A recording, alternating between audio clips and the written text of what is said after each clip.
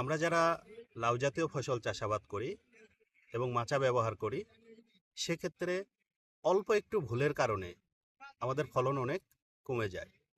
বিশেষ করে এই যে লাউয়ের যে ব্রাঞ্চিং অর্থাৎ শাখা প্রশাখা বের হয়, এটাকে যদি ব্যবস্থাপনা সঠিকভাবে করতে পারি, লাউ গাছের বৃদ্ধি ভালো হয়। পরবর্তীতে মাচায় এটার ব্রাঞ্চিং, সাইড ব্রাঞ্চিং এটা অত্যন্ত বেশি পরিমাণে হয় এবং ফলন ধরার ক্ষেত্রেও, ফল বেশি আসার ক্ষেত্রে এটা ব্যাপক ভূমিকা পালন করে। এই যে আমরা একটা গাছ দেখছি, এই যে লাউ গাছটা, এখানে বিভিন্ন জায়গায় কিন্তু আমাদের ব্রাঞ্চ অর্থাৎ শাখা প্রশাখা বের হয়েছে। প্রধান কাজ হচ্ছে এই গাছটাকে মাচার উপর তুলে দিতে হবে। এই জন্য নিচে যে ব্রাঞ্চগুলো আছে এগুলো আমরা রাখতে পারবো না। এগুলো যদি আমরা রেখে দিই, মূল গাছের বাড়বাড়তে কমে যাবে। সেক্ষেত্রে আমাদের পরবর্তীতে এই গাছটা দুর্বল হওয়ার সম্ভাবনা থাকবে এবং নিচে যে ডালগুলো আছে এইটাতে কিন্তু কোনো ফল বা ফুল আসবে না।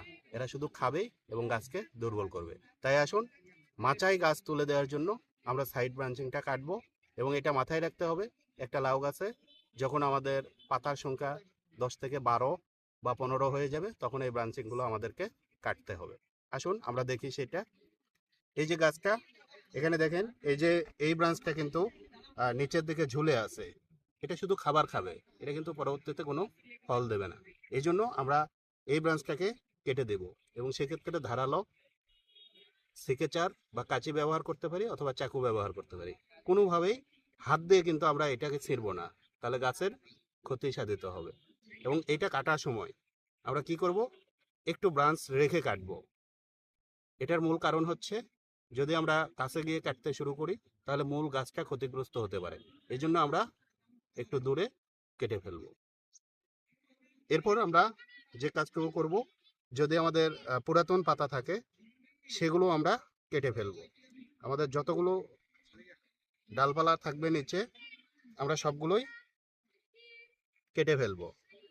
আমাদের মূল যে গাছটা এটাই শুধু আমাদের উঠে যাবে, আর অন্য কোনো ডাল আমরা এখানে রাখতে পারবো না। দেখেন এই গাছটা আমাদের এখন ওপরে উঠে গেছে। এটা পরবর্তীতে ওপরে গিয়ে ব্রাঞ্চিং হবে, সেই ব্রাঞ্চগুলোতে কিন্তু ফুল ফল আসবে। আরেকটা আমরা ইন্টারকালচারাল অপারেশন বা আন্তঃপরিচর্যা করব, সেটা হচ্ছে এই যে পুরাতন পাতা, এই পাতা কিন্তু রোগাক্রান্ত হয়ে গেছে, বয়স হয়ে গেছে, এটা খাবার উৎপাদন তেমন করতে পারবে না। এই জন্য এই ব্রাঞ্চটাকেও আমরা কেটে দেব।